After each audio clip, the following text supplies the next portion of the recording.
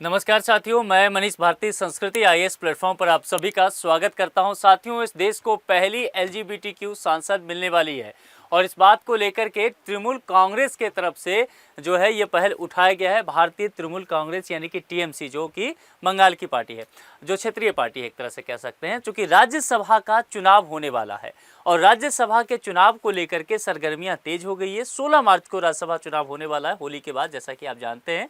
और इन सब चीज़ों के लिए वरिष्ठ अधिवक्ता हैं जिनका नाम है मेनका गोस्वामी, ठीक है। और मेनका गोस्वामी को ही अखिल भारतीय तृणमूल कांग्रेस ने अपना उम्मीदवार अब घोषित कर दिया है, इसीलिए यह चर्चा में आ गया है। जरा यहाँ पर विस्तार से समझेंगे। अब देखिए, यदि ये चुनाव जीत जाती हैं तो निश्चित तौर पर ये देश की पहली खुले तौर पर एलजीबीटीक्यू पहचान वाली राज्यसभा सांसद बन सकती है। अब यहाँ पर ये देखना होगा कि क्या ऐसा हो पाता है, क्या वाकई ये चुनाव जीत पाती हैं, और ऐसा होता है तो निश्चित तौर पर ये बहुत ऐतिहासिक फैसला होगा। राजनीतिक में प्रतिनिधित्व बढ़ने की बात की जाएगी, समावेशी और हमारा पॉलिटिक्स हो पाएगा, विविधतापूर्ण एक तरह से हमारे जो पार्लियामेंट है उसको देखने को मिलेगा। अब यहाँ पर जरा इनके विषय में समझते हैं कि राजनीतिक पृष्ठभूमि और नामांकन इनका कैसे कैसे हुआ है। टीएमसी ने मेनका गोस्वामी के साथ साथ 2-3 और कैंडिडेट हैं, जिसमें एक आप जानते हैं बहुत फेमस चेहरा है, बाबुल सुप्रियो। इसके अलावा पूर्व डीजीपी राजीव कुमार, ये भी काफ़ी चर्चा में रहे, और अभिनेत्री कोयल मलिक, आप जानते हैं बंगाली सिनेमा में बहुत बड़ा नाम है ये। इन सभी को राज्यसभा उम्मीदवार बनाया है।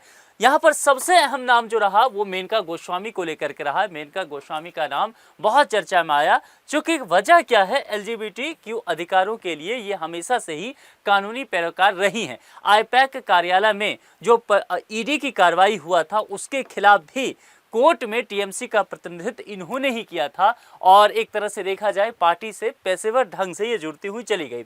मेनका गोस्वामी सुप्रीम कोर्ट की वरिष्ठ अधिवक्ता हैं और संवैधानिक कानून की विशेषज्ञ मानी जाती है। आपको 2018 का समय याद होगा जब सुप्रीम कोर्ट ने सेक्शन 377 पर ऐतिहासिक फैसला सुनाया था और ये कहा था कि अब जो है ये आंशिक रूप से इसे पूरी तरह से निरस्त कर दिया जाता है, यानी कि समलैंगिकता को अपराध की श्रेणी से बाहर रखा गया।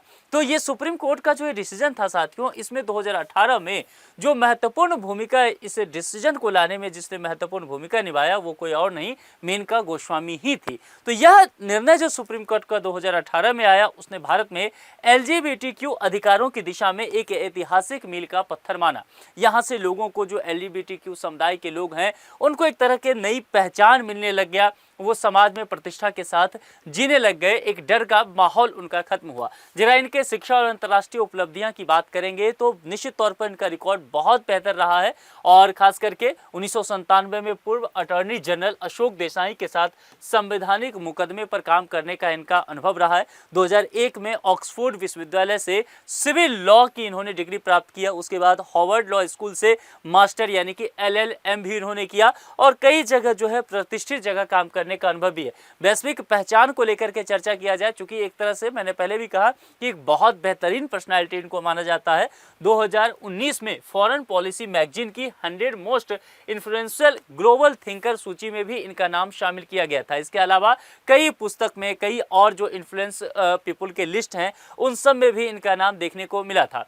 अब सबसे महत्वपूर्ण बात है कि इसका राजनीतिक और सामाजिक महत्व क्या होने वाला है। देखिए, ये बात लगभग मान के चला जा रहा है कि संभव है कि इनकी उम्मीदवारी हो जाएगी, ये जीत सकती हैं। अगर ऐसा होता है तो भारतीय संसद में LGBTQA+ समुदाय का ऐतिहासिक प्रतिनिधित्व होगा, और निश्चित तौर पर हम सबों के लिए यह रहेगा कि संवैधानिक मूल्य, समानता और समावेशी समाज की तरफ हम एक साथ एक कदम आगे बढ़ा सकते हैं।